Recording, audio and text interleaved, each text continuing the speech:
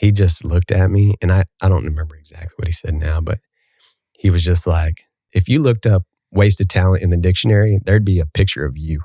Basically what he told me. He's like, I don't think I've ever seen a more impressive waste of talent in my life than I am looking at right now in you.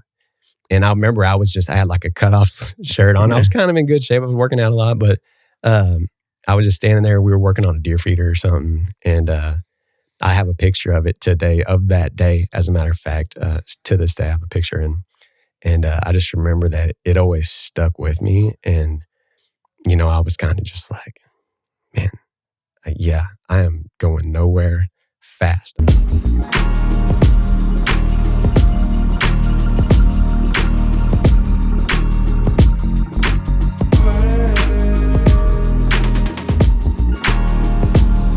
Welcome back to the Blueprint with the Smoking Gun. Today we have Dr. TJ Goss, Thomas Jeffrey Goss. The man is a chiropractor, a doctor of your spine. He's going to straighten stuff up, and we're going to hear about it. TJ, thanks for coming on today, buddy. Yeah, man. Appreciate you being here. Happy to be here, man. Thank you. Thank you for having me. So just so everyone knows, TJ and I have known each other for 40 years, probably. Close to. Yes. Yeah. So not quite, but yeah. It's pretty close. TJ and I grew up down the street from each other. But TJ has turned out to be a super successful human being. Everything he touches is kind of Midas touch. And so we are happy to know him in our town that we come from. Everyone calls him Dr. J. Nobody calls me that. Oh. Sorry. Oh, sorry about that. No, you're good. So anyways, TJ is now a chiropractor, and we're going to get into that business as we go down the line a little bit. But first off, I know, but let's get into talking about where you're from. Okay. Yeah, man, for sure. First, let me say thank you for having me on. Yeah. I appreciate it. It's an honor for sure, and I consider it a privilege. I've been watching you for, not in a weird way, but, for 40 years or so. And, I've just seen, we've connected, and then we've had periods of time where we weren't in contact at all, and then we've reconnected. And I've seen you, just really grow. And I see the effort that you put in. And I really, really respect that, man. And so I'm glad to be in close proximity with you. Wow. And thank you for having me here, man. So yeah, appreciate it. Yeah, I appreciate likewise. Well. So thank you. Anyway, I'm TJ Goss. I'm from Greenville, Texas. Mm-hmm. The G spot, as I affectionately like to refer to it. My wife, she said, you cannot say that, right? First thing right out of the gate. Well, she's like, hers, mine, and ours, 5 daughters. She's like, you cannot say that. And I'm like, basically I'm screwed with 5 daughters. So at least I should have a little fun about it. But the other day, I was telling her, we're already way off subject, aren't we? That's okay. It's okay. The other day I was telling her, hey, I think we should put a gate up at the house, and then I want to have first letter of my last name, G. Mm-hmm. Right. And I was like, I think we could put a G up, and then, I could get like an acetylene torch, and I could just blow out like a little spot there on that G. And then, we'd live at the G spot. Yeah. And she was like, absolutely not. That's not happening. I'm like, okay, but it's kind of witty, right? Yeah. She's like, it's kind of good. Absolutely not. But that's between us. Yeah. Just keep that here at the house. So yeah, now it's between us and everybody else that's listening. But she's already got her hand in her head when she's listening to this going, oh God. Don't worry, dude. There's only going to be like 6 people that watch this anyway. Right. They're like, TJ, who? Yeah. Pass. Anyway, TJ Goss, Greenville, Texas. And yeah, I do a few things. Mm-hmm. I would say so. So when you first were, you grew up on Old Mill Road, Yeah. Which is where all the G's are at. Cache water. We grew up on that cache water, man. I think there's something to that. Yeah. There's something in the water. When they say there's something in the water, we grew up on. Well, it's cash, really cash. Yeah. So for real. But that's not where, I'm not from Greenville, right? A lot of people think that I'm from Greenville, and actually I'm not. I was born on Altus Air Force Base in Oklahoma. Okay. My dad, 20-year military guy. As a matter of fact, how it all started, he met my mother. He was stationed in Spain. My mother, Colombian, Italian, She was in Spain as well. They met, probably fell in love, did the thing, got married. And then my dad moved her from there to, Oklahoma. Mm-hmm. And she that was a good jump. Yeah, my mom is, she comes from Barranquilla, Colombia. It's a town on the coast. It's an amazing town. It's where Sofia Vergara is from, Shakira is from. They're all educated in American school. It's Marymount, so she speaks 3 languages.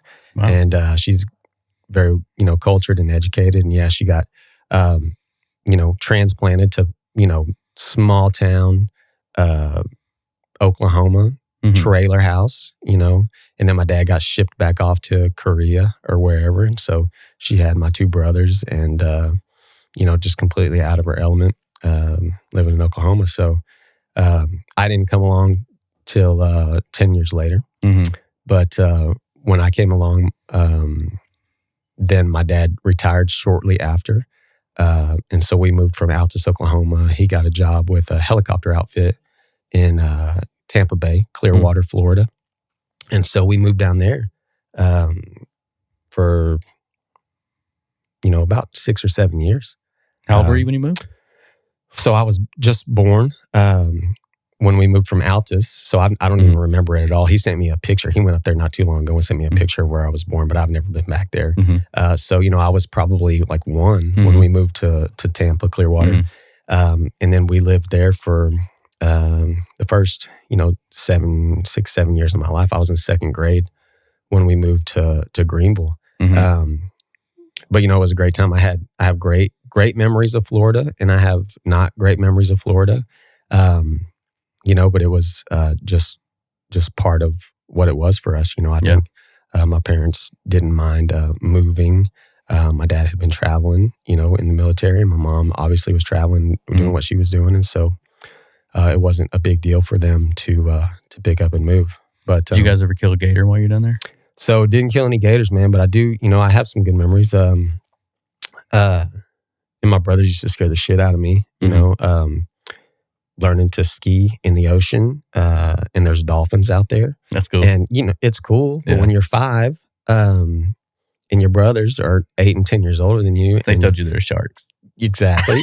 Yeah. And so I can remember, I have very vivid memories of being in the ocean, which it's not smooth like a lake anyway, right? And, trying to learn how to ski and there being a dolphin swimming right there and, just being scared. But at the same time, like, my brothers, and, just being with them, and they're so much older than me and my parents. And just, that was amazing for me. I absolutely loved that and being with them.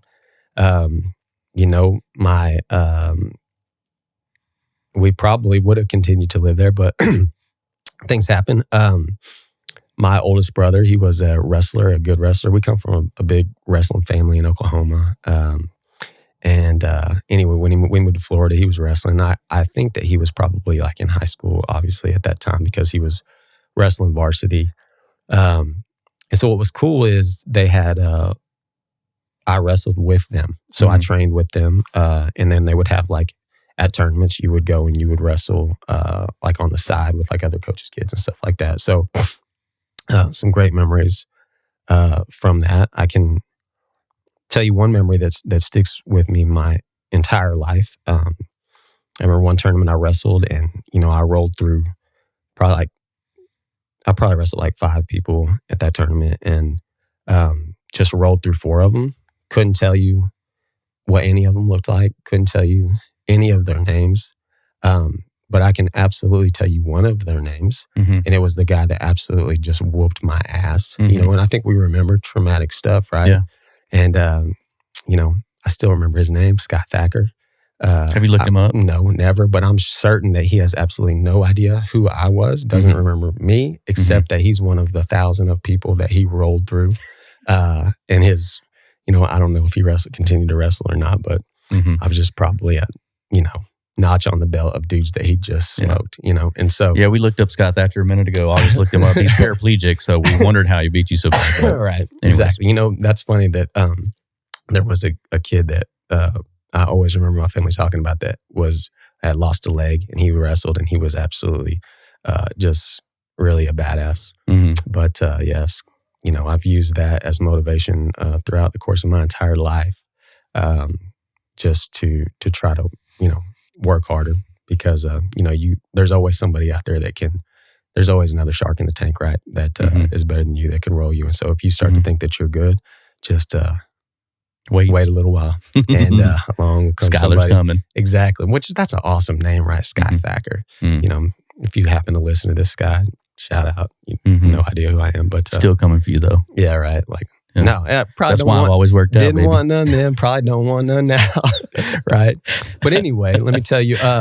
So my oldest brother, he really was a good wrestler, and what was his name? Alan. I remember that. Yeah, Alan. And your middle brother's name was Chris. Yeah. And so Alan, what happened is they started noticing that he was running out of steam, kind of gassing out. And that wasn't something that he ever really did. That was not his thing. Like, he had a motor and he was good, and he was a very dominant wrestler. And so they went and ended up getting him checked out. And I remember that, we came home one night, or my parents pulled us, into, I think, our kitchen it was, and like, hey, Alan's not here. He's in the hospital and he's not coming home. We're not sure what's going on, but he has leukemia. And so, then we kind of embarked on this journey with that. And I remember that being a super traumatic thing as well. Not for me so much. I don't think I could process it at 5, but the way that my older brother could, our middle brother, and I remember him being super torn up about it. And so then I, of course, was super torn up about it because I idolized these guys. They were my everything. And so we, I think by way of my dad's contacts through the military, they had Children's Hospital in Tampa, and they had Children's Hospital in Dallas. And so my dad ended up getting a job in Greenville at E-Systems at the time. So if you remember, it was E-Systems, then it's transitioned multiple times. And so he ended up, packing up the whole family, and we moved up here. And I think it was probably, a better job and maybe better insurance, and just a career move for him. And then an opportunity for us to still have great care for my brother. And that back then, there was a lot of kids that weren't surviving that. Now it's not really a big deal at all. You get it. And you're able to have treatment, and, most people go into remission. It's not a big deal. And so we knew several families that had kids around the same age that they didn't make it, and I always in my mind just thought that part of the reason that he did was because he was just so fucking tough. He just trained like an animal. And I just thought, he's just too tough and mean to go out like that, Yeah. And he didn't. And so anyway, and he went on to have a great career and do a ton of stuff. So anyway, that's how we ended up in G-Town. Yeah, down the road from you, and we were neighbors, but it's not like we were in a neighborhood, right? It was large. We had big areas that we lived on, and so even though we were neighbors, we weren't like 50 feet apart. Yeah. So, and that was amazing. And it might be fun to talk to you about, actually, to see how how you perceived it, because for me, there was a group of guys out there. Kids, there were some girls too, but there was a lot of guys out there, and it was just a great time and place to grow up, man. I just absolutely loved it, and we kind of had the run of it out there, and we could do what we want. You could get in trouble still, it could still be rough, but it was so fun, and I just loved it. And I was probably one of the younger ones, so I could get picked on easier probably than anybody. But at the same time, I probably grew up getting that from my brothers, and I loved it, and I just thought it was part of it. And I just loved growing up out there. It was great. I loved it.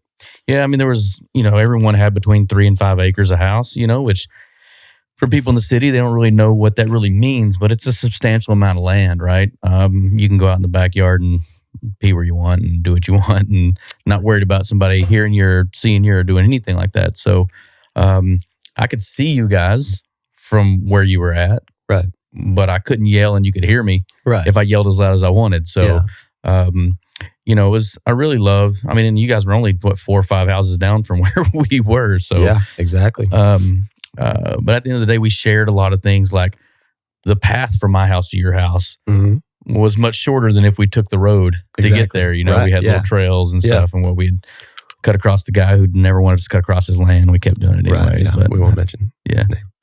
But yeah, To this day, Yeah. and my wife, I love her. She's amazing. She puts up with me. But, she'll just roll her eyes because she'll see me get up off the couch and walk, and I'm going outside. Yeah. And she knows why I'm going outside, and it's because I'm going to go take a leak in the yard. Mm-hmm. And I grew up doing that, and I do that to this day. Same. And I will, I hope that I can always live in a place where I'm able to do that. I spent 6 or 7 years in Dallas, living in the big city, and one of the things that I wasn't really able to do was do that, and I missed it. Yeah. Well, I'll tell you one thing I'm super proud of is you showed up today and you're wearing a shirt. Okay. Yeah. Because I knew this was coming. Yeah. For most of you that don't know, TJ is a workoutaholic. And if you challenge him, I hope one person out there runs across TJ in the next short little while, the 6 people that are going to watch this. I hope one of y'all sees him and challenges him to a burpee contest. You're probably going to lose, but he is literally never wearing a shirt. So, and he lives on the back of a golf course, by the way. So anytime I drive by and I'm on that golf course and I see him on the deal, I immediately rip my golf shirt off and I start running over there for a photo or whatever. But appreciate you doing that. And I don't have quite the physique that he has either, but. I do work out a lot. And typically it's just because I'm sitting on the back porch drinking coffee and I do that shirtless or whatever. And so you guys just happen to be coming around at the same time. So it is like every time I see you, I do have my shirt off, and then immediately you also have your shirt off, which is funny because it's a golf course. But it is the Muni, and the rules ain't the same at the Muni as other places. But it's perfect for me. Like, I don't think that I'm cut out for high society golf course living, but I can absolutely do it right on the Muni, and we do it big over there, and it's fun, so you'll have to come over and go swimming this year. Yo, for sure. Cannonball, baby. Yeah, absolutely, man. And I get people all the time taking pictures at my house when I'm not there and then sending them to me. Dude, that's happening. From here on out, I'm posing somewhere different every time. Yeah. So, and we enjoy it. We get a kick out of it, and it's fun. But yeah. I try to stay in shape, man. I try to work out. And I'm, do not think that I am in the best shape. But I do like to, battle from time to time and get physical and do that stuff. But I think for me, at least, I'm a very, process-driven, routine person, and I excel when I'm in a consistent routine. And so part of that for me is working out. And, it's just been a long part of my life. And I got my bachelor's degree in kinesiology at first. I thought I was going to coach. And so I've just always kind of continued to do that. And I like it. And it's something that we do as a family together. And, our kids, it's just part of it. Like, they just think that going in the garage and working out is what you do. It's just normal for them. And so having them just be exposed to that, I think it instills, number one, a healthy lifestyle, but also, just the concept of discipline and working out and taking care of yourself.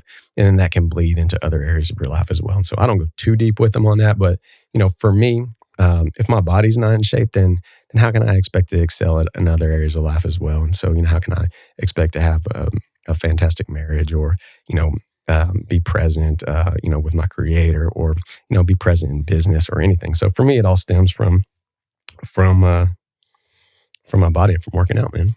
I had somebody that came on the podcast a couple weeks back. Max, appreciate you being here. Max is an author. He's out of Arizona, and he talked the same thing. And he said, let me tell you something. I have a thing where I look for people to work with that are able to keep themselves together. If you can keep yourself together physically, I expect you to keep your business together the same way. It's an easy thing for me to see and understand and put the relationship between the two of those things, right? Or vice versa. Yeah. If you don't keep yourself, if you're not well taken care of or taking care of yourself or taking care of your body, then is it possible, if I'm just meeting you for the first time and we're interviewing for whatever it may be, is it possible that, those same types of things happen, in the workplace or in other areas of your life, where you might have some inconsistency or maybe some fluctuation. And so, I always say, if you want to really know how hard you are, just take your shirt off and take your clothes off and stand in the mirror and just evaluate yourself, and take a deep dive into yourself and where you at. Because you'll start to ask yourself some questions, am I exuding what it is that I think that I am on the inside, and, maybe you are, maybe you aren't, but maybe it gives you, some clues into, hey, I'm not taking care of business the way that I thought that I was or the way that I think that I am. And so, we track a lot of things and quarter to quarter. And one of the things that we track is, my workouts and how often I'm doing them. It's the same thing with my wife and my marriage. I date her every single week, and it's easy. I remember one time I was in a talk with some guys about this, and one of the guys was like, that's stupid. I slap my wife on the ass. I have a great relationship with her. We date, this and that. And some of us were like, yeah, but do you really know how many times you took her out on a date last quarter? Or did it just kind of slip by and then all of a sudden 3, 4, 5 weeks later, oh yeah, we should go back out on a date? Do you really know? Because have you tracked it? And I'm not saying you have to track every single thing, how many times you're having sex or whatever, but it was funny because he was like, yeah, I'm blowing it off. Literally like the next week we found out his wife was divorcing him. And, and it was just like, there it is. You weren't in as good a shape as you thought you were. Your marriage wasn't in the place that you thought it was. And you weren't paying attention, as well as you thought you were. And so, I want to be hyper aware of those things because they're the most important thing in my life. And so, I want to take care of my marriage and my body as well. Mm-hmm. Yeah, it's funny. People want to give you the version of what they want you to see of them, not necessarily the real version. I mean, and that's personification of social media and everything else that goes into it. Yeah. But I think that's just, the reality. I would say for the most part, it's really hard to find people that are honest, and it's not that they're meaning to be dishonest. They're just scared of the honesty that they have to give, so they just kind of tune it, and they think everyone else is tuning it, so it's okay. Yeah. But really, when you go have a conversation with someone and you sit down and you really talk to them, are you saying hi to someone in the morning? How's your day? Because you want them to say great? Yeah. Or are you saying how's your day because you want them to say like, man, I'm really struggling at this, or I've got this problem or whatever. People don't want to hear that, right. But if you ask, or if you really dig in, or if you're really seeking truth on some things, expect to get an answer. Like when you ask somebody and they come back at you with a real answer, don't get mad at them for coming back with a real answer. Be happy that someone actually saw you and thought you were a genuine enough person that they could accept that maybe this person really does want to hear what I got, Yeah, absolutely. I think that comes down to living, in a genuine manner. And I've found, the older I'm getting, which I still feel like I'm in my prime. Dude, you are up there. I do. I'm 43, man. I think your 40s, that's prime time. I see some guys that are, not feeling like they are. And I think that you could, our 40s, man, that's like, we're in it. Mm-hmm. But regardless, I think you're talking about just being genuine. And for me, that's where I want to be these days. I just want to live a genuine life. And I want to be in close proximity to people that are also doing the same thing, and I've found that I'm drawn to people that are doing that, Mm-hmm. Whereas if you're not necessarily living that, then I'm probably not going to be as drawn to you. That doesn't mean that we can't work together or whatever, but I just, it's happening so fast right now for us, and we're just in it with our marriage and our kids and just life, that, you have to be careful and vigilant. And so, I try to do that and make sure that I'm just cultivating relationships that are of a genuine nature. Mm-hmm. So as you start to take care of yourself, I'm going to take a little bit of spin in the business for a minute. Sure. You went to school for kinesiology, is that right? I did. I got a bachelor. My first degree is in a Bachelor's of Science in Kinesiology from A&M Commerce. Okay. When you went there, you're thinking, I'm going to be a coach? I was thinking I was going to come back to Greenville and baby. coach tennis. Coach Johnson was the tennis coach back then. And that was kind of something, which he's transitioned to golf now, but that was kind of something that I thought that I was going to do. That was kind of the path that I thought I was going to take. And man, I did not do that. So I'm sorry, excuse me. So what happened where you were like, yeah, this is not it?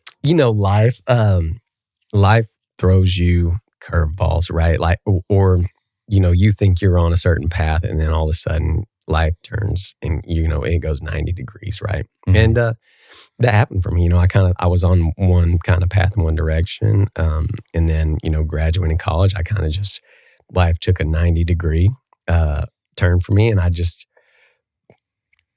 really I wasn't sure that I wanted to coach, but I knew that I could get a degree in that, and that would be something that I thought I could do.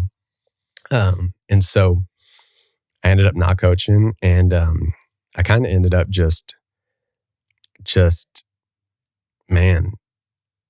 not unsure of what I was going to do I spent about three or 4 years just bouncing around, kind of doing various jobs, man. Let's see.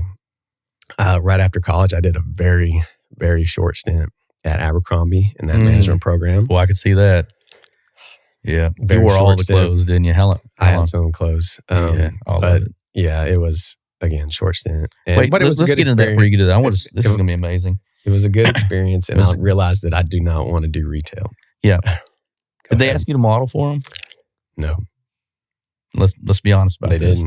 They didn't. They didn't say, "Hey, look, Dr. Goss, we would like you, because you haven't worn a shirt to work yet. We would like you to put one of these on and take some photos." Yeah, no, it never happened. And I didn't try, so it's fine. It was good. It was a short-lived thing, and as a matter of fact, I remember I was in the store one day, and one of my best friends in the world, longtime friend. Let's call him. Call him out. We can call him right now. Neil Ragsdale. Shout out. What's up, Neil? He was in my wedding.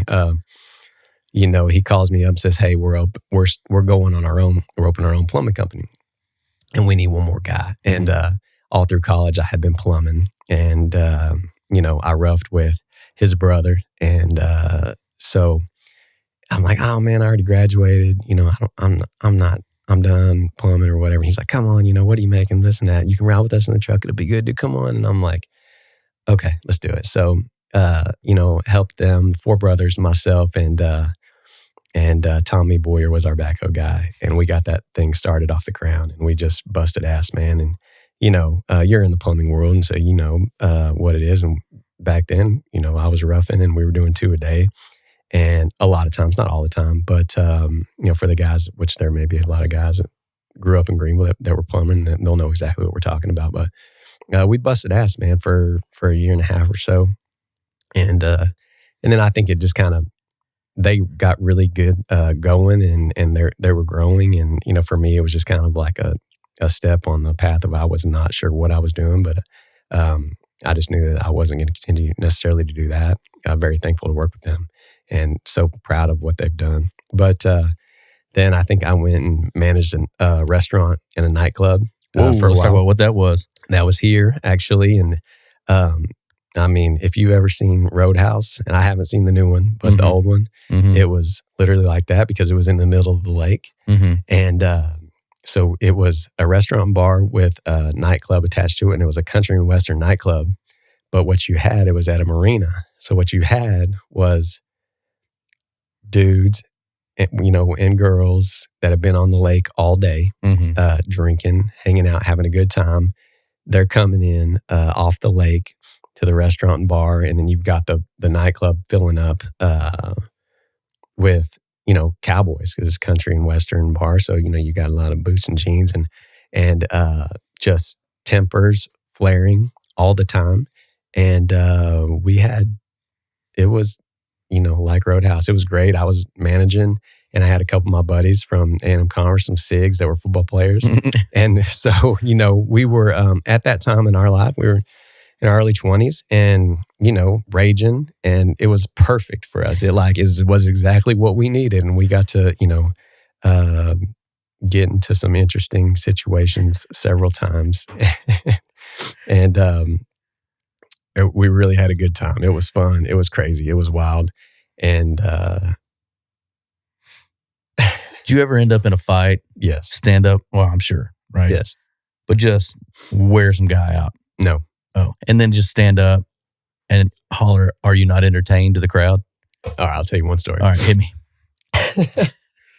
So it was like an L shape, and I could kind of stand in the middle behind the bar, watch the bartenders, and just watch what's going on. The stage is over here, and then pool tables and stuff that way. And one night, one of my guys was at the front door. He couldn't see where my other guy was, but a fight breaks out, and so I hop the bar and run over there. And my buddy, who's huge lineman for A&M Commerce and just a big guy, K-Mac, he's got one guy, he's got him just pinned and he's pushed him down against a pool table. And he's got another guy like this at arm's length. And the guy's like swinging at him, but he can't really do anything because he's got this other guy pinned. He's like, I hop the bar and I'm coming quick and we make eye contact. He's like, "Get this motherfucker off me," right? And so, I kind of come up behind the guy and I just grab him, basically like what would be like a full Nelson or whatever, right? And in that moment, the guy like kind of bucked or jumped or whatever it was. And instead of just allowing me to kind of break it up and just, let's stop this, he just kind of really flexed up on me basically. And so for whatever reason, I don't know what it was, but I just kind of snapped. And I immediately just grabbed him and took off running with him, just like bashing into people. And we had to make a corner because I was going towards the front door with him, and it's the dance floor. And so he's trying to kind of get his footing and I'm going as fast as I can with him kind of elevated so that he can't get his footing. And we went to make the corner and I tripped and I slapped him down onto the dance floor, like showstopper, so loud that the DJ, or not the DJ, the guy singing, up there with his band, he was like, "Oh shit," and it kind of like stopped. It was like, yeah. And I picked him up and I made eye contact with my buddy at the bar who didn't even know, or at the front door who didn't know what was going on. Yeah. And he saw me, and I grabbed him again and I just took off running with him and or just going as fast as I could. And when you open that front door, it was like 4 feet of walkway and then there's lake. Yeah. And to this day, if there hadn't been that banister there, I would have put that dude in the lake. Yeah. I was trying, but he hit the banister. And then, he ended up getting kicked out. And I turned around and the guy was singing and he was like, "Holy shit." And I was like, "No more fighting here tonight." And he goes, "The man said no more fighting here tonight. Let's party," and it just like started playing again. And like the whole place just started going and it was crazy. It was absolutely crazy, but so fun. But it was getting to where I had to go ID some people one time for shooting in the parking lot. And it was getting wild and out of control. And again, it was just, I was really just kind of lost and trying to figure out what I was doing with my life. And so I ended up leaving that and went back. Stop for a second? Go ahead. When you were running with him across the table right there, across the dance floor, did you trip on purpose and then holler "Sky" really loud? No. Right. No, I should have. You're like, "This is for you, Sky." Yeah. Just like accidentally shoulder in the back of his head and smash and smear him a little bit. No. Yes, you did. All right. The fact, I'm not a big dude. You thought it. So I was probably just having trouble handling him, and I'd probably just tripped trying to, I'm thankful that I just didn't get my ass kicked a lot more. You smiled though when he thumped. No, but whenever the dude was like, "All right, let's party," then I was like, smile. That was pretty cool. And my buddies were like, "Dude, that was insane." I was like, "Yeah, it was." But again, we had some great times. And so that ran its course. And then I just went back to actually working on land, kind of ranching, farming. I did that for a while. I ended up working for a guy named Dutch Myers, who used to be a Inventor CEO. of the oven. Yeah, no, he's a German guy. Grew up like Nazi Germany type stuff. Super hard old man. He was a CEO or an executive for E-Systems way back in the day. Yeah, like back maybe when we moved there, and he had retired and he had a ton of land. And I remember I was just kind of lost and just cutting hay with him. And he's a very great guy. I think I've been very blessed to have the right people come into my life at the right time for my entire life. Even, whether I was doing really well or whether I was really doing poorly, I've had like just the right people. And long story short there, one day we're out there working and he just looked at me, and I don't remember exactly what he said now, but he was just like, basically said something to the extent of, if you looked up wasted talent in the dictionary, there'd be a picture of you. Basically what he told me, he's like, I don't think I've ever seen a more impressive waste of talent in my life than I am looking at right now in you. And I remember I had like a cutoff shirt on. I was kind of in good shape. I was working out a lot, but I was just standing there. We were working on a deer feeder or something. And I have a picture of it today, of that day. As a matter of fact, to this day, I have a picture. And I just remember that it always stuck with me. And, I was kind of just like, man, I am going nowhere fast. I was having a great time doing it. But the fact is I was in my early 20s at that time. And I just, did not have direction. I was just whatever. And I was kind of happy to be there. And so that ran its course very quickly as well. We're cutting hair or whatever, but he was like, I don't have a job for you for life. You need to do something. And so I ended up working for Billy Cook on Billy Cook's ranch. And Billy Cook, for those that don't know, Billy Cook was the largest producer of saddles in the world at one time. Greenville, Texas is saddle capital of the world. And that's why there's so many saddleries in Greenville, because a lot of them stem from Billy Cook. And he had about 200 horses. And so I started working horses. And again, I had a great mentor come into my life at that time, Earl. Campbell? No, Sasser. Oh, okay. And, I think at that time, again, I was very much lost. And he was, as much as he spent teaching me about horses, he kind of spent teaching me about life. And so I had a great experience out there. It was probably my favorite thing that I've done to this day, working with livestock and working with horses. And I think if I could have made a living at it, I might still be doing it. And part of me thinks that I'll get back to that someday when I can afford to do it, because it's not cheap. But so did that for a while until kind of the money ran out. I think I was making like $225 a week, working 6 days a week and feeding on Sunday. I remember I was really not in a good place at the time, but I remember they came to me and they were like, we want to offer you a job. I was like, what is it? And they were like, this is what it is. You'll be building fence and working livestock.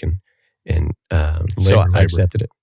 So, and I had a bachelor's degree, $225 a week, with a bachelor's degree. Not that's peanuts, right? Yeah. Even back then. And so anyway, I did it, but I couldn't survive on it. And again, the money ran out. And so at that time, I went to LA. Actually, my oldest brother, Alan, was out in LA. He was working for the Glazier family, which they own Tampa Bay Buccaneers, and they own Manchester United. His office was on Rodeo Drive, and he absolutely hated me calling it Rodeo Drive, but I did many, many times. And so I got out there, and I was out there about 10 days, I think, something like that, before I ended up coming home. I think in day 2, we got into a fight. He put his, finger in my face. We were out drinking. Just, again, I was young and stupid and making bad decisions. But I remember he put his finger like right in my face, and I just bit it. And I bit it so hard that it, messed his finger up, and he punched me in the eye. And so like 2 days into my trip to LA, I've got him rolling around with a black eye. But that's typical brother shit too, right? And so, he's like, look, man, this ain't for you. This ain't gonna work out. You might be out here, but you're not gonna be out here with me kind of thing. Yeah. And I got like $200 to my name, and so called my dad up, who had retired at the time, sold the house in Greenville and moved to Oklahoma and built a house. And I called him up and I'm like, hey man, I'm come stay at your house for a while. And so I did. And I started, I was changing brakes and at scooters, automotive, right? And so, it was cool though. There was a lake up there and we were having a good time. But how old are you at this point right 23. So it sounds like a lifetime 24. of events that has happened. Mm-hmm. Yeah. I spent, there was about a 4 year period there where I graduated at 21 years old from A&M Commerce with my bachelor's.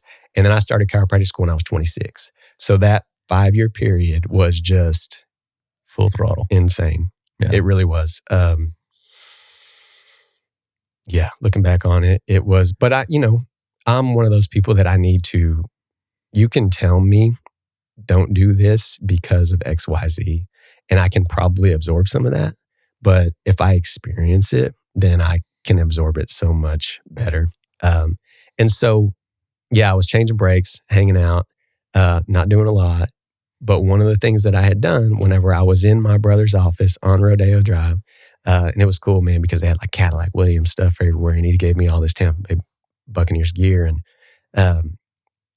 I got on his computer and I applied to chiropractic school.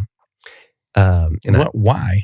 Why? So if we backtrack a little bit, my first real experience with chiropractic was when I was working on the ranch for Billy Cook. We took horses that were lame and sick, and we got them adjusted. So that was my first real experience with chiropractic. And what was cool about it, and, this may be interesting for you, especially because, you don't have a really good understanding of chiropractic maybe, is that I already had a bachelor's degree. So I kind of was in that field. But the thing that I just stuck with me was these horses were drawn up. They were sick in a way, and they were just not healthy. We took them, got them adjusted, brought them back to the same exact environment they were in. Nothing changed. I was the one that was taking care of them. I fed them the same things. They got the same amount of exercise, the same stalls, everything, and they got healthy. So I was like, boom, light bulb, right? But I didn't think a whole lot of it other than that, but I was like, that's interesting. And Earl, again, who was teaching me a lot about life, was coaching on me about, why we got to get these horses adjusted and the power of it and all that. And, they truly understood the power of it and believed in it, I guess you could say. And so when I was trying to figure out what it was that I was going to do, I was thinking maybe I could become a chiropractor. And part of that was, when I was just trying to figure it out, I was like, who has a life that I have seen that I think that I would like to have a life like? Well, there was some doctors, and kids from our hometown that we ran around with, or that I ran around with. And I thought, well, they had a good life. They were able to take care of their family, and their kids played, sports and whatever. So in my mind, I was like, okay, I could do something like that. I just wasn't sure. At the time, I really thought a lot about vet school. But again, chiropractic, for whatever reason, it just stuck with me. And so I got online when I was in LA and I looked up chiropractic schools, and there was one in Dallas. And so I applied right there on his computer. And then what happened, and I left LA, and I didn't think much more about it. Well, I'd put my dad's address into that.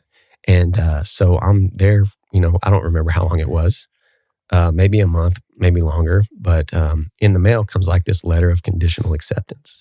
You don't have all the requirements that you need, but you're close. You would need to take like 8 months of classes basically, and then you could get into the program.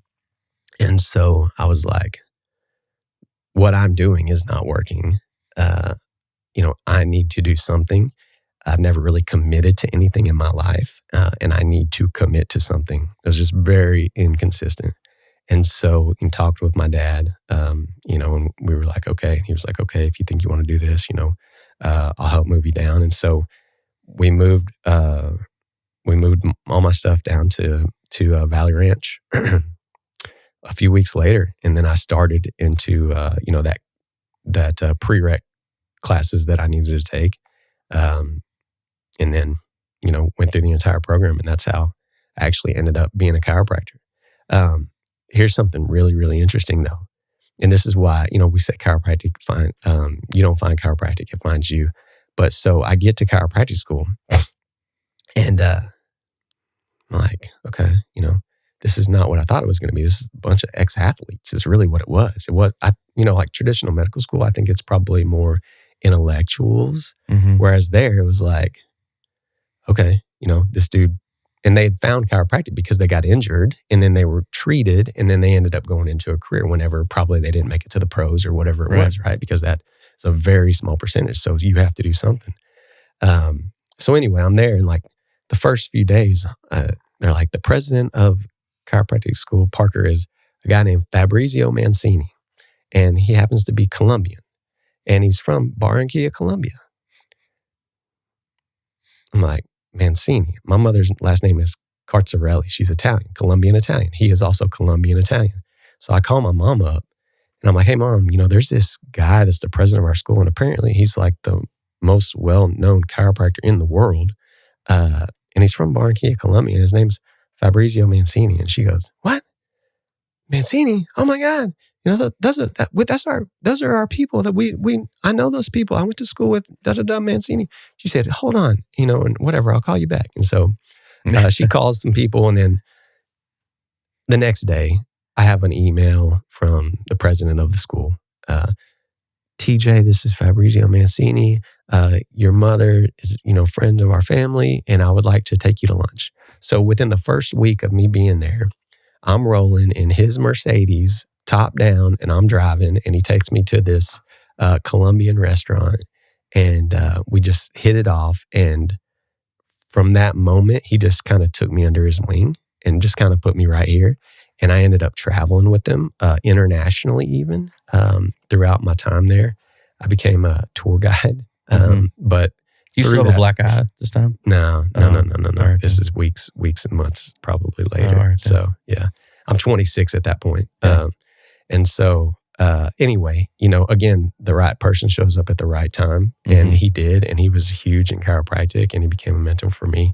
And he's still a mentor today. And, I love him and appreciate him so much for all that he's done for me. So that's how I ended up there. And then, in chiropractic. And after I graduated 2011, came home and ended up back in Greenville and started my practice shortly thereafter. And then, here we sit 10 years later. Why did you, first off, really cool, like how you took a about face and what an amazing butterfly effect, right? But why Greenville? Why did you come back to Greenville? Number one, kind of like when we were talking about earlier, I loved it.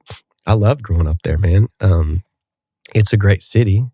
There was a time where I kind of had like an epiphany of, maybe my life, when I was trying to figure things out, maybe it's not here, which is when I moved away. And I'm like, maybe Greenville is not in my future. But I've always loved that town. I love that town today. I rep it as hard, I think, as anybody does. I got the hat right there. And also my daughter, was in Greenville. And so I wanted to obviously remain in close proximity to her and she's amazing, have a great relationship with her. And so those two things mainly, but also, again, it's a great place. It really is. It's one of the fastest growing places in the country now. It will be the fastest growing county in the country before too long. In my opinion, it's the greatest small town in the greatest state, in the greatest country in the world, man. And we get to live in it. So we grew up in that mug. Exactly. And it's coming to us. We're a lot of people want to leave and go chase this and that, but it's coming to us. And right. So I get to be a part of helping steer that growth versus react to it. And so it's been amazing, but I love it. And there wasn't a lot of chiropractors in Greenville at the time. I think over the next 10 years or so, you'll see a lot more showing up. But yeah, that's where I ended up. I considered Rockwall at one point, but it just made sense for me. It was scary also at the same time because, I said this at the beginning, there's one place that I don't want to screw up, fail, and that's in my hometown because that would be just difficult. It'd be hard to come back from. Yeah. It's okay. It's okay to fail, but it would just be hard. It really would be. And so I did not. But part of that, I think, is what drove me to make sure that I created a good business that, made an impact and takes care of a lot of people. So I think we have that today. So yeah, but I'm proud to be from Greenville, man. Yeah, man, me too. I'm gonna take a spin back to the to the chiropractic side just for a second. A lot of people have a fear of chiropractors. There's a lot of ins and outs, and I don't believe in it. I do believe in it. Oh, don't go. You're going to be a trap. All that stuff doesn't work.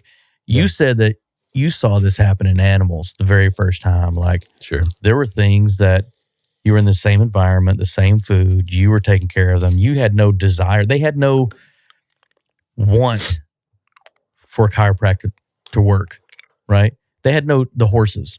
They had no desire to think like, oh, I really wish this worked. So it's a placebo effect of now it's working, right? They were animals that went in there. They had no choice to go there. It happened to them. They came back and they were better. And you were just witness to this. Correct. Right? Yep. You talk about taking care of your body and everything and how those things start to play a role together. Can you explain to those people out there or give just a little bit of a breakdown? Because there is a witch doctor or snake oil approach that a lot of people think comes with chiropractors. Yeah. And that's unfortunate too. And a lot of that goes back to kind of that old battle between the American Medical Association and the American Chiropractic Association and those two entities battling. And there actually ended up being a Supreme Court case on this issue. You can look it up. It's the Wilkes case, but where chiropractic, they actually won, and it was proven that there was an attempt to kind of snuff out the entire profession by creating all of this propaganda that was then disseminated across the entire country through the medical community. And so that's where a lot of that old school bad blood comes from, which today I don't experience any of that. And I have such great relationships with medical doctors and we refer back and forth and it's all that's gone. But yeah, horses, right? They don't, you can talk to them till you're blue in the face, but they only know what they feel. And so with chiropractic, I think the idea is really you just try to assess what is going on with the body. If there's some sort of restriction or impedance that's not allowing the body to do what it's meant to do, right? We're meant to be self-healing, self-regulating organisms. That's what we do. That's who we are. And so a lot of times, with medicine, you'll try to kind of add in medications to have an effect. Whereas for us as chiropractors, we want to kind of just take a dive into what is the root cause of the problem. Is there some sort of restriction that's not allowing the body to communicate properly? You have the supercomputer, the brain, that's communicating with everything through the nervous system, right? And if there's some type of impedance in that, then it won't allow the brain to communicate. You're sending hundreds of thousands, millions, billions of signals constantly, right? For us to just sit here and breathe, there's a ton of neurological bombardment happening. And so if something is impeding that flow between the brain and the body connection, whatever it may be, to the end organ, the heart, liver, lungs, kidneys, intestines, you may all of a sudden get too much signal going or not enough signal going. And then you can start to move towards what we call dis-ease, right? Or disease. And so a chiropractor is going to really just look at your spine, try to assess if there is any type of restriction in there that's not allowing that communication to happen. And if they find that, then they're going to just try to remove that restriction. And in doing so, you allow the body to communicate freely. And over time, you'll reduce the inflammation and most likely it will start to self-heal and self-regulate. So that's really kind of what we do and why it works and why it works really so well. Because you're not adding in necessarily, you're just removing the restriction. And then the body does what it's naturally built to do. Another thing I hear from people is, why do I have to come in so many times? If I make that adjustment, why do I have to keep coming back for more adjustments? Yeah, that's the old joke of how many chiropractors does it take to change a light bulb? One, but they have to do it 30 times, right? It takes 30 attempts. So I understand that completely. And a lot of times what we're going to do is we're going to adjust the spine, right? And let's say you have a vertebrae that's rotated and I go and I adjust it. Well, let's say it's been that way for a long period of time. The muscle may have changed on one side. We're meant to be, for the most part, basically symmetrical, okay? And so if you have a spine that's rotated, possibly you start to get asymmetrical. One side gets shorter, taut, restricted. One side becomes loose, weak, inhibited is what we call it. And so you go in there and you adjust that, and they may get even immediate relief. But then all of a sudden, over the course of, we call that stabilizing it, right? They got relief and it becomes stable. Well, then all of a sudden it rotates back. Why? It could be the way that you sit every single time you do a podcast with your head cocked slightly to the left, and it could be the way that you're a trucker and you're driving all day, or whatever it is that you do in your work could be causing that. So you go in there, you adjust it, it starts to improve. You have to adjust it again. It's improving, and it may stay stable for longer and longer periods of time. And that's really the goal. And so with me, I'll typically start seeing somebody 2 to 3 times a week for the first few weeks. And that just gives us an honest opportunity to make some adjustments, make some changes, and then see how the body's responding. See, in our culture, we want it yesterday. The body, it heals slowly, and it changes slowly when it's done naturally. And so there's really no way around that. So you have to adjust it, you have to assess it, you have to adjust it, you have to assess it, and you have to see how the patient's developing. And, again, the overwhelming majority of the time, I would say, 90% of the time, patients are going to start to improve. 5% of the time, they're going to stay the same. And 5% of the time, they're not going to improve, and they may continue to get worse. And, I've had plenty of patients that have ended up having surgery over the years. But that is why you have to, typically adjust patients more than just one time. On the flip side of that, there's a big portion of my patient base that are maintenance patients, right? That come in continually to get adjusted once they've been through whatever type of treatment plan they may go through, and they're just trying to maintain proper spinal health. And most of the time it's because they don't want to end up back where they were, whatever problem it was that they came in. They like getting adjusted. It's no different than, we're working with bones, right? And I think if we could see the bones in our body the way that we can see the bones in our teeth, we'd take a hell of a lot better care of them. We take pretty good care of our teeth, right? Those are bones, but you're going to brush those things. It's not like, well, Brandon, I brushed my teeth once. So, do you think I ever need to brush them again? Well, I don't know.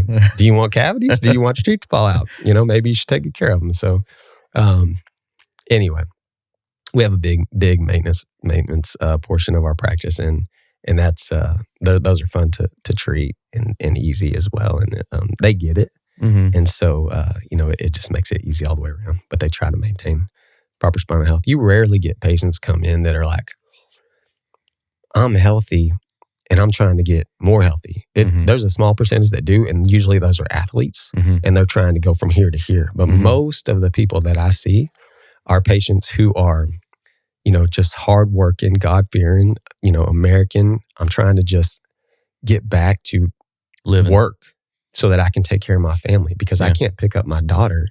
I can't throw baseballs, BP to my kid because I got this sharp stabbing pain in my back that's shooting down the back of my leg. So, I heard that you can help. I've tried XYZ. It's not working. I heard that you can help, and most of the time we're able to help them, and we improve their biomechanics, improve their range of motion, reduce some restriction, reduce some inflammation, and they're able to move through the world easier. Do you ever work on their form so they can throw better? No. You want to bring that in there? No, not there. But, there is it's a big deal. And it depends on what kind of practice you have. And absolutely, I have friends that, they strictly deal with those types of biomechanics. I have guys that go, and work just with golfers. and all kinds of different things. So, you know, there's a ton of different things that you can get into once you get into chiropractic. But for us, it's just, you know, more general family practice, and we treat infants. We have patients that are in their 90s, you know, big guys, athletes, you name it. We work with them. So, what was more nerve-wracking? The first time you cracked a baby's neck, so or the first time you cracked a 90-year-old woman's neck? Well, I've never, you know, like a baby's neck. So they're different because their bones are still forming. And so with them, what you're really doing is you're looking just to find restriction in their body. Yeah. You know, maybe a baby has like torticollis where they can't necessarily turn a certain way, but they can turn the other way. And so you're going in there and you're trying to find the restrictions in the muscles, and you're kind of working through that. So that's going to be, when I'm adjusting a baby, if you just took like your finger and you pushed your eye, that is like kind of the amount of pressure that we're going to be using when we're working with an infant, right?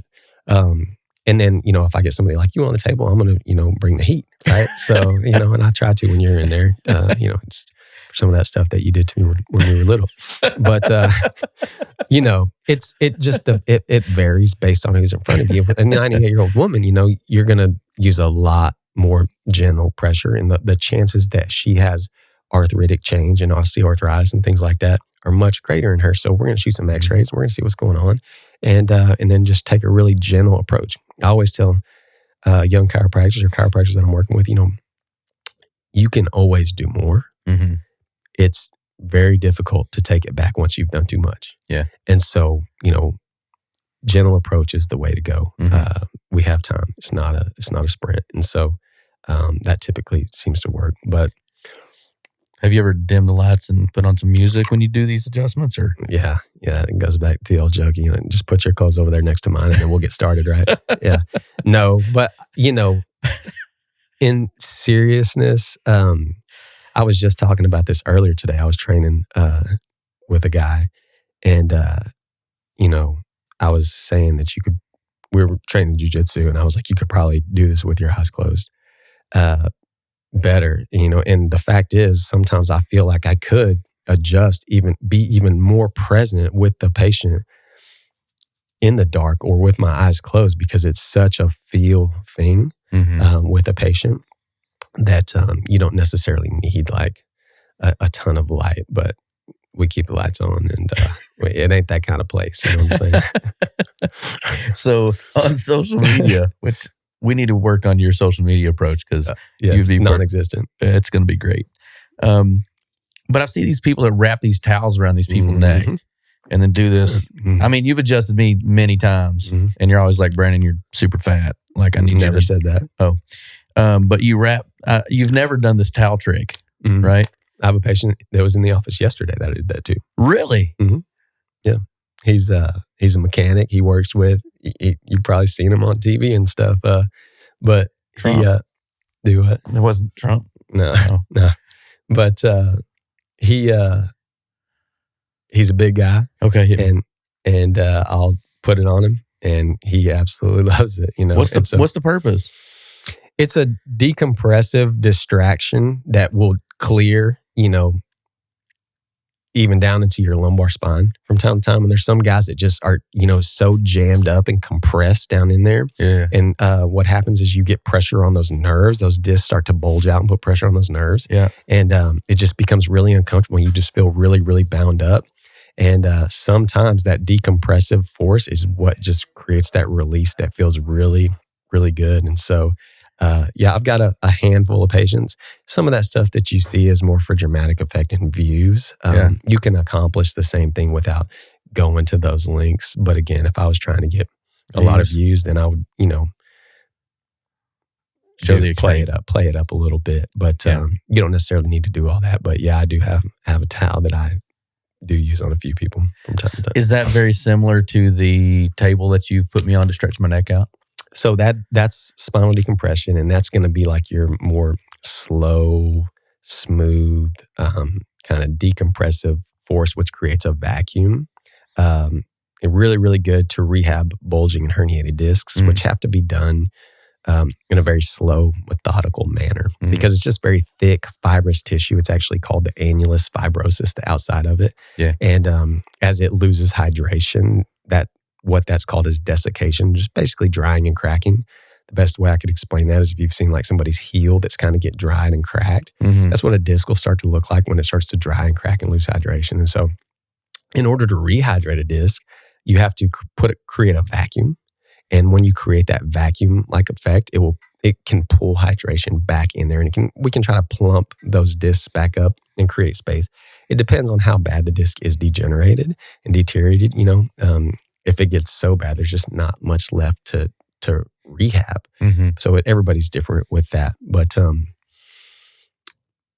so similar, but absolutely slower. Very, very different. Yeah. One is a quick adjustment that will, kind of cavitate or crack down into their thoracic or even lumbar spine. Whereas with the cervical decompression, you're just going to get that slow, methodical pull, which will, a lot of patients love. And if getting that towel is not for everyone. Yeah. And I wouldn't recommend doing it on every single person for sure. You need to be paying attention to what you're doing. But with decompression, you can, even if you have severe osteoarthritis and degenerative changes, you can put them on that like the 98-year-old lady, you can put her on that and kind of give her that slow, smooth treatment, and she will, typically respond. So two very different approaches, but they can accomplish the same thing. Well, I'll tell you, even with me, I mean, you know my story, but I had 2 ruptured discs in my neck. And the doctor that I went to see said, you need to go have surgery immediately. And I said, tell me about the surgery. And he said, well, it's on this side. So we're going to have to push your esophagus to the side, go through your neck from this side and do surgery, clean it up. And he goes, it'll be a super easy surgery. And I said, wait, super easy surgery, meaning you're going to go through my neck on the front, move my esophagus over and go to that side. That's super easy. And I said, I don't really trust all that. What else can I do? And he said, well, the enzymes in the body are actually going to eat that. It says like crab meat that comes out the side of the bulging disc, right? Yeah, it's called the nucleus pulposus. Okay. It's like a jelly-like center. Okay. Yeah. And he said, the enzymes in your body will eat that over time. And I said, I'll just do that. And he goes, well, here's the deal. If it compresses too long and it pinches on that nerve too long while it's getting taken care of, those numb fingers that you have on this right side, which is how I knew which 2 discs that were, you could lose the feeling in your fingers forever. Yeah, correct. And I said, what can I do? And he said, stretches or whatever. He goes, but I would suggest you need to get surgery. And I said, how bad is it? And he said, it's as bad as I've seen. It's a 9 out of 10. Right? I said, okay. I decided not to do that at all. And I started doing the stretches. Right? Later on, I came back to you and told you about this, and you were like, well, let's just see what we can do as far as stretching and getting back together. And as I started getting that stretching and stuff done, like the numbness started going away in my fingers. You talking about decompression? Yes. Yeah. The numbness, well, even before that, when you just started, when I told you what I did. I started adjusting. Okay, yeah. Yeah, once you started adjusting me, the numbness started going away in my fingers. Yeah. And I thought, okay, well, it's getting pretty good, right? But I always had some restriction in my neck, and I couldn't ever. And sometimes, like, as stress would build up my life, or I was at the computer too long or whatever, like, it would just start to tense up. But when you put me on that stretch to start getting my neck back out again, night and day difference. Yeah. Like, it really was. And I thought after that last session that I had, which I got to come back again, but after that last one I had, I thought, somebody was going to just take a knife and jab it through my neck, move my esophagus over, and just use a vacuum in there to pull that stuff up. Yeah.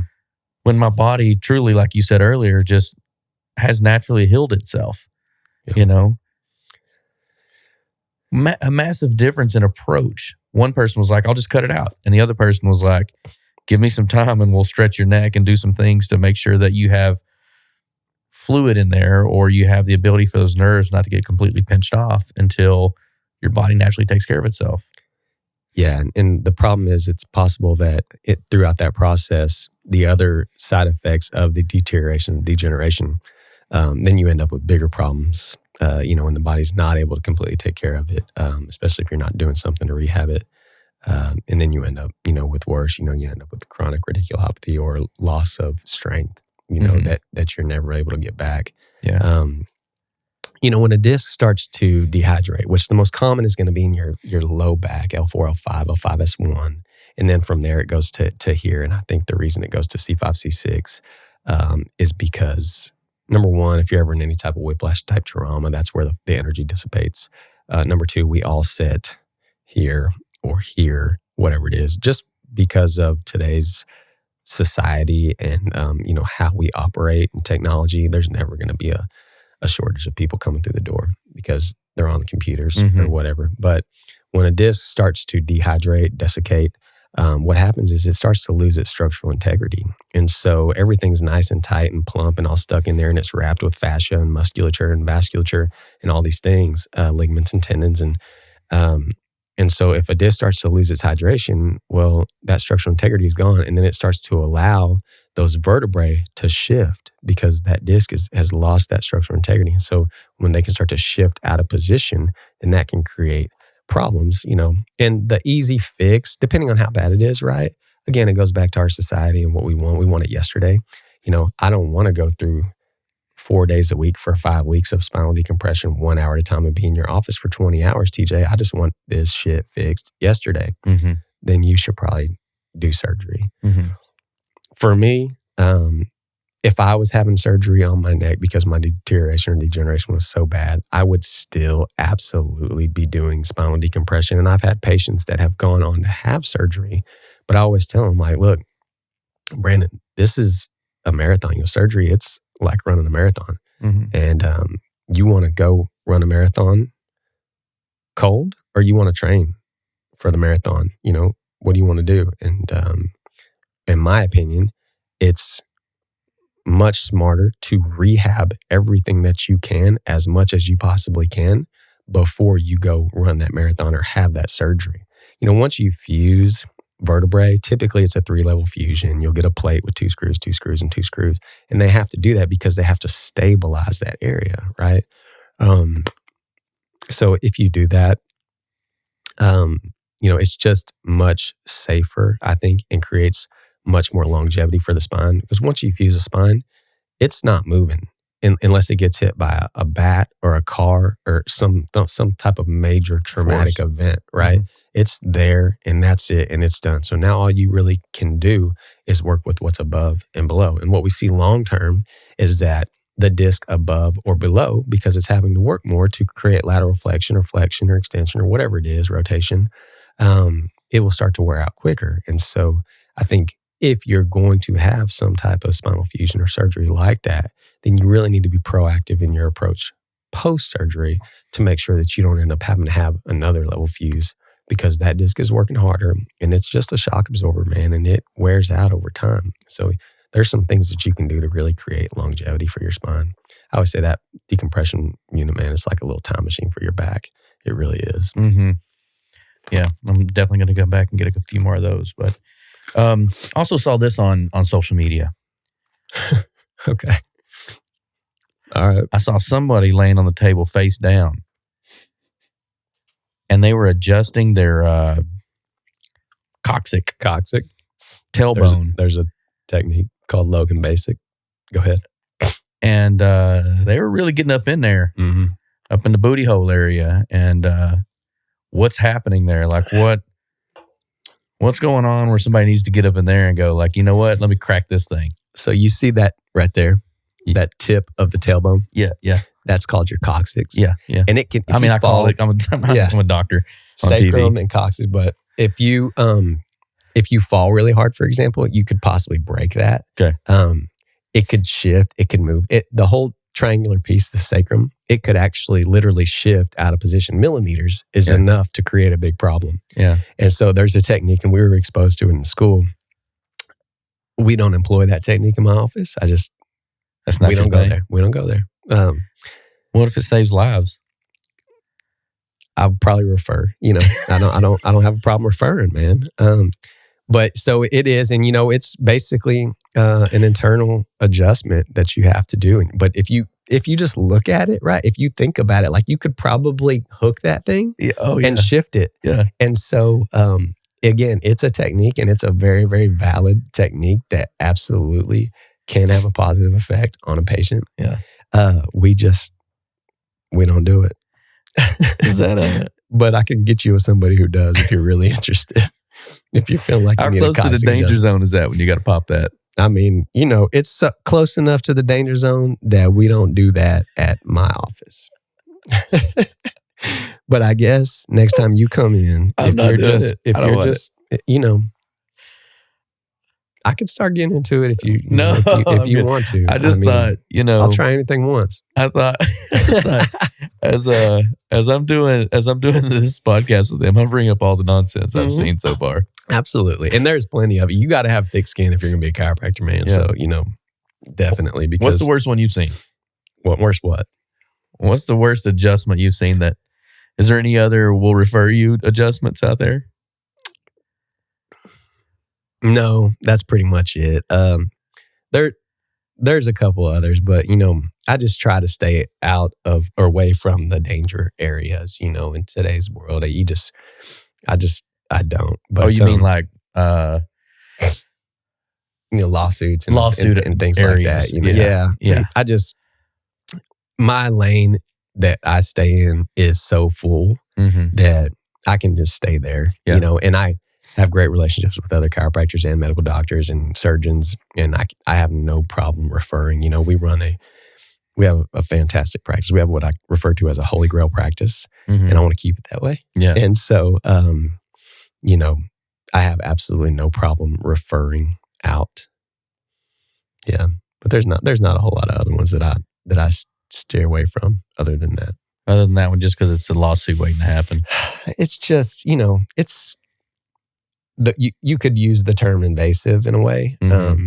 It's just not for me. Yeah. There's some chiropractors that, probably specialize in that. And if you did, you probably have everybody coming because there's not a lot of guys, so people come from all over maybe to choose your words. Have their sacrum adjusted. You know what I mean? I don't know. Pass. Can I pass on this show? You pass on this one. Well, that's cool. But so you got into this, you built your business. Mm-hmm. Yeah. You've gotten into so many other businesses too that I've seen. Yeah.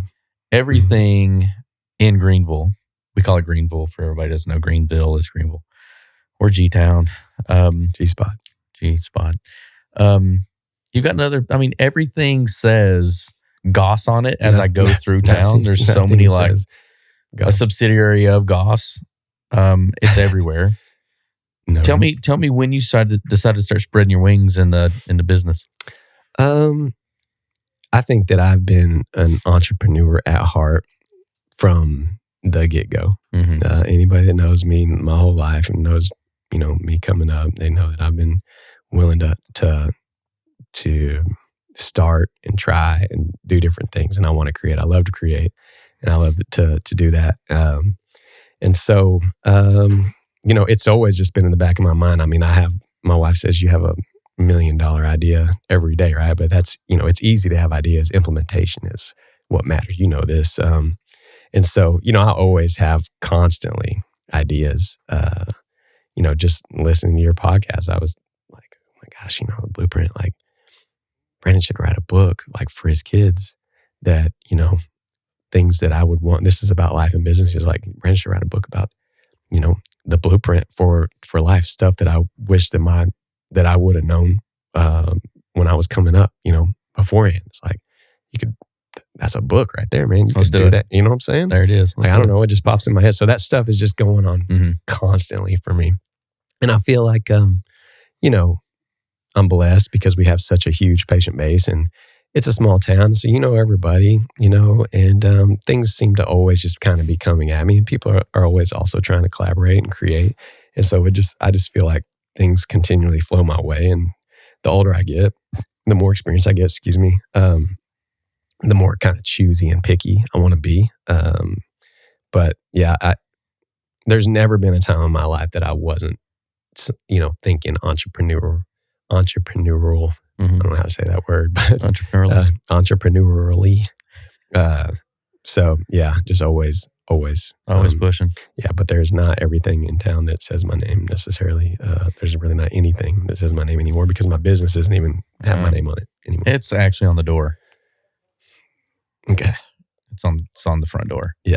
Okay. With the medical cross thing on it. It's like a We moved offices and we changed the name. Dr. TJ Thomas Jeffries. Goss. Yeah. Medical Chiropractic facilities. extravaganza. No coccyx. No, yep. No danger zones. So, yeah. But so anyways, you just got into things that you start finding when you go to start making a business, you say, what out here do I think I can make some cash at? Or do you is it deeper than that? No, it's never, even chiropractic, it's never been about the money for me. I battle back and forth some with one of my mentors and our director, because we have a fantastic practice. And I've always just taken the approach of make an impact, take great care of people. I know when this goes back to another one of my mentors, but money is just a product of services rendered. Mm-hmm. And if you are rendering the right services, the money will take care of itself. And the more complicated the problem, probably the more that you get paid. The more complicated the problem that you're helping solve for others, the more you're going to get paid. And there's things that you can do in life that make you a ton of money and it's just like mindless. Mm-hmm. And there's things that you can do in life that you can do well at financially and it's extremely fulfilling. And I can tell you that in this profession, it's one of the most fulfilling things because, your cup is constantly filled with these people who are thanking you and appreciative of you because they think because of you, they can now lift up their daughter and they couldn't do, or their granddaughter, and that is what life is about. And so they can throw BP to their son, and they weren't able to do that. And that's like the reason that they work. So it's so fulfilling. So no, for me, when I'm now, especially when I'm thinking about business or creating, I want it to be fulfilling and I want it to make an impact. And so, I'm not necessarily out there like beating down the door right now for other businesses to start. I've got a couple of things that I am excited about, but I'm just looking for value, work with people that I want to be in close proximity with and make an impact and do good for others. I think, for me, that's the most important thing. So that's kind of the lane I want to stay in. I did have, some car washes and stuff back then that I had. And I think part of me was just trying to hold on to like that blue collar plumbing, I was kind of just trying to hold on to that identity in a way. And also it created something for me and my dad to do together that I'm very, very thankful that I had that time with him and we were able to do that. And it was fun too for a while, but. Wasn't that called the Goss wash? No, it's never been called that. Oh, I thought that was but that's, we could put that on the back burner maybe, maybe for another time. I'm telling you. We'll see. But yeah, so I love business. I love being part of it. I want to be more a part of it. I love working with the city, and being in those meetings and understanding and working with those deals and seeing some of those things happen. It's such a great education that I'm getting, and I'm just so thankful to be a part of it. And even then, I didn't get there because I had an agenda. I literally was just like you. I love my town. It's a great town. I think I have a pretty good understanding of the lay of the land, and I think that I can, provide some value based on the relationships that I have in this town, as well as the education that I've gained over the course of my life. So that's why I do it. My wife and I, she's a superintendent, and we're kind of looking at it like seasons of life, right? And life is so long, but when you break it up into seasons, it becomes short. And so for us, our daughters, our youngest ones are little. We have one in kindergarten and one in pre-K. So we're looking at 13 years basically, right? And so, we've said this many times, but this season for us, we're committed, hyper committed. She's committed to the school district and I'm committed to that as well. It's a team effort there. I try to leverage my relationships to help. It's a very small school district. I feel blessed. I have friends that'll show up at a booster club golf tournament, win the whole thing, and then donate all the money back. That's a BA reference for those that are listening. He just did that not too long ago. Be Smooth. How'd you get that nickname? Be Smooth. Be Smooth. I think my brother and I, when we were kids, the old skating rink that was out there, we used to go out. My brother wanted to perform at the skating rink all the time. And so he had this yellow jam box. E-Money. That's Easy my boy. E. Yeah. Easy E.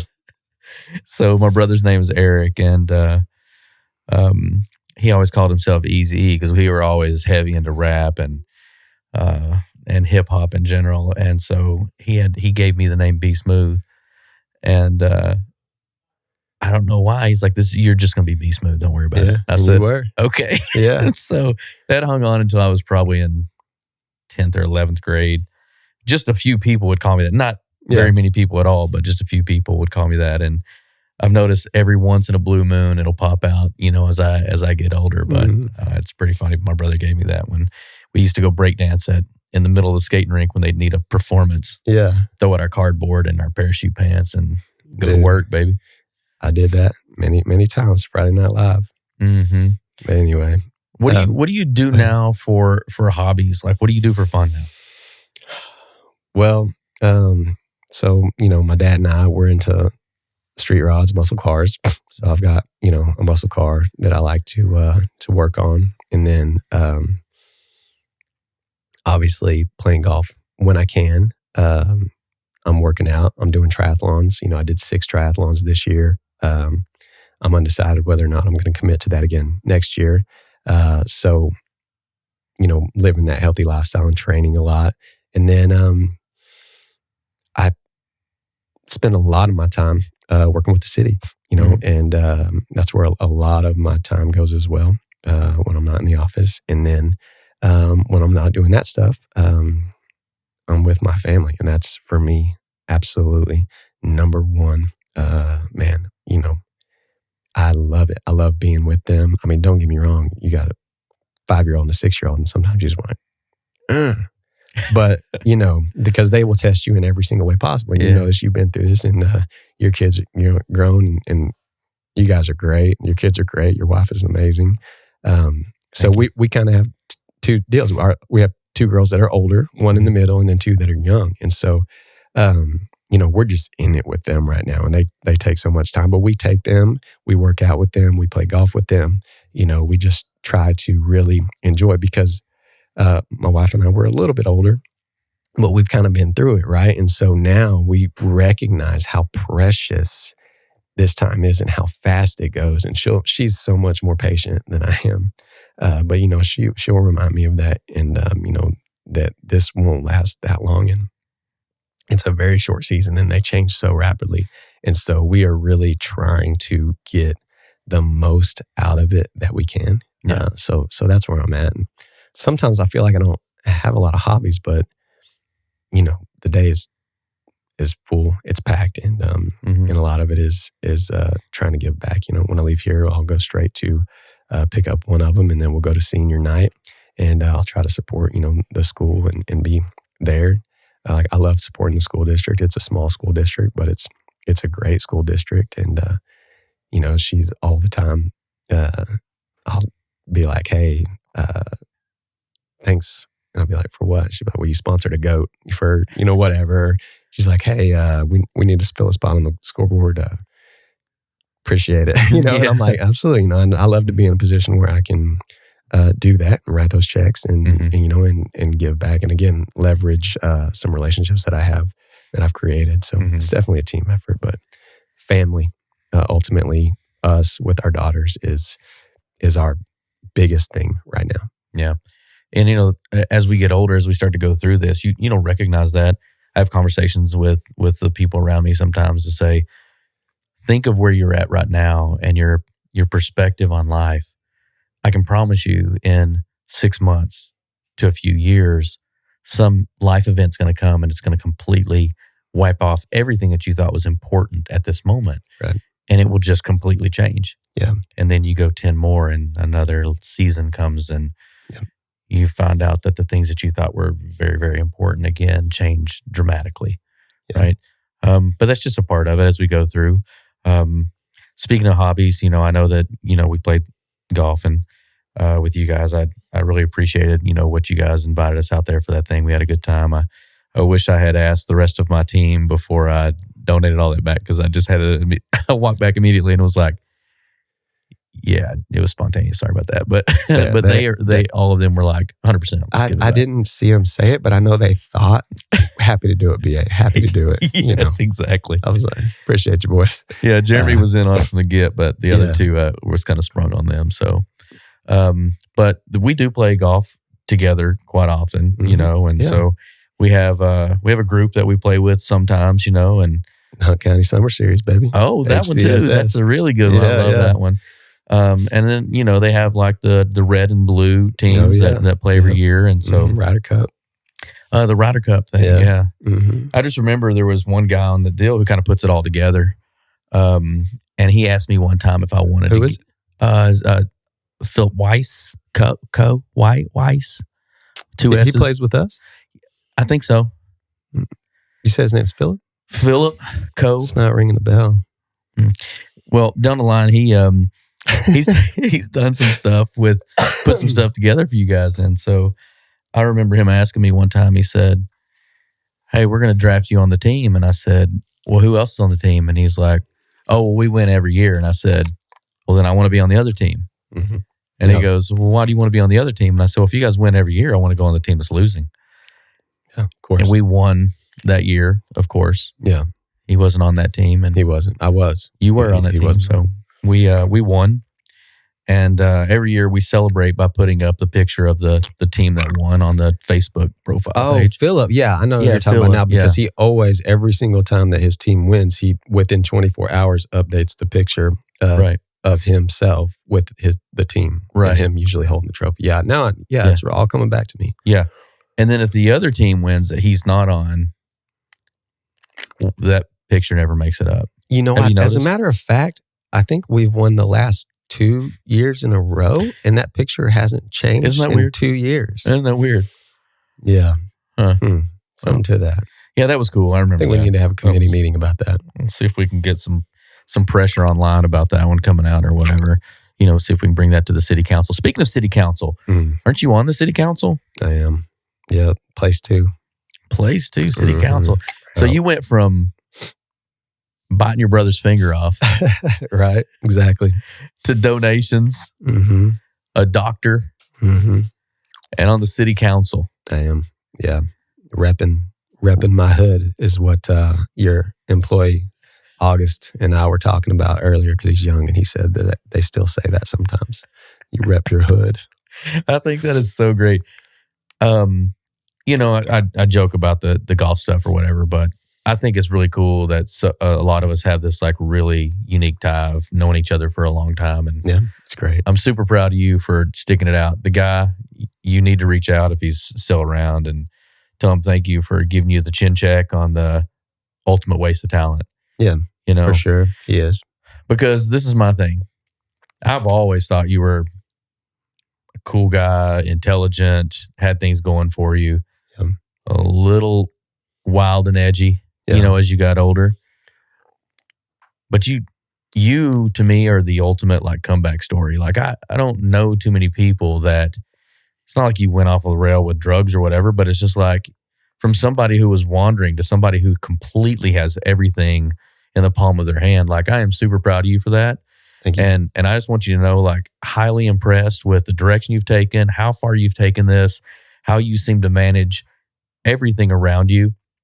From your business to your family to the city to taking care of donations for people, you have it all about you, man. And whoever it was that snapped you into that, make sure you give that person some love because we all have those people in our life, and it's easy to recognize and easy to see in people. Like I use you as things I watch, because you, like me, are kind of like that alpha male lion in sleeping, right. Make sure we keep that guy away from who we are now, right? Right. And you've done a really good job of that, and it reminds me too of the same thing. Keep that guy at bay, and keep the new guy to where he's growing and becoming the new guy, right? So super proud of you. Thank you, man. I appreciate that. And it does mean a lot coming from you because I know that you've traveled the world and you've created some really amazing relationships. And so, again, I'm just thankful, that we're in close proximity now and I look forward to continuing that. But yeah, for me, you're right. At the end of the day, it's I don't want to. I wouldn't change anything that I've ever done because it's what put me right here. Same thing for you. You know, so I wouldn't take 1 second of it back. And I don't ever want to shy away from where I come from or who I am. What I want to do is just show through how I operate that I'm committed to continually evolving, to making an impact in this world and doing it in the right way. So, you know, that's where I'm at. And that's it, man. Mm-hmm. One last thing I want to end on. Sure. How many times a week do you correct people that don't call you doctor? Never. And as a matter of fact, it's funny. I'm on a board, CareVod. I've been on CareVod board for 10 years now. And, you know, I go in there and I'm in there with other doctors and they'll, you know, and it's PhDs even that go by doctor and they'll call me TJ. At the city council, you know, yeah, it's Dr. Thomas J. Goss. Nobody has ever said that. Everybody calls me TJ. In my office, a lot of times whenever they call, it's like, hey, is TJ in? Can I get an appointment? You know, it's, I think just growing up in that community and everybody just knowing you know, it's a title and I could care less about it. Absolutely, I earned it. And I've never told anyone in my life it's doctor, and I will never do that because for me, it really doesn't matter. You know, I don't need that type of recognition to feel me, you know, it doesn't matter. And honestly, I like going by TJ, you know, that's what I've always gone by and it just fits. So I'm sticking with what works. I would expect nothing less from the person you are to the person you know. And just so you know, my youngest has said he wants to follow in your footsteps. He said, awesome. I'm looking around and I see the people that got it together and I see the people that have some things that I want and the way that TJ lives his life and the way that he does business and the time that because I double time it on a lot of areas, he goes, but I think TJ has a really good balance for things in his life and the career path that he's taken has really helped him do that. And so people see it, man. Yeah, that's, you know, the biggest fulfilling thing for me I had a call last week from a guy actually that was given my contact and he reached out and said, hey, my son is interested in becoming a chiropractor and would you be willing to sit down? I'm like, man, absolutely. Like I have him come to the office. I want him to shadow and then I'll take him to lunch and then we'll bring him back in if he thinks it's something that he's more interested in because I tell this all the time, you know, you have to go in and figure out and shadow and don't just do it for an hour where, you know, they give you the pretty shiny stuff. Go back and do it for a few days so that you start to really get an understanding of what it is that you're doing because you're probably going to do that for 20, 30 years, depending on what it is and how things work out. So, you know, it would be wise to do something that's enjoyable. But, you know, to hear people be interested in a profession that historically is not something that people like grow up wanting to be is awesome. And it helps me understand that I'm making an impact in our community. And so for me, that's what it's about. Yeah, 100%. Well, man, thank you so much. I appreciate it. Yeah. Super enlightening. Appreciate you, man. Appreciate all you're doing. Yeah, same here. Until next time, it's The Blueprint.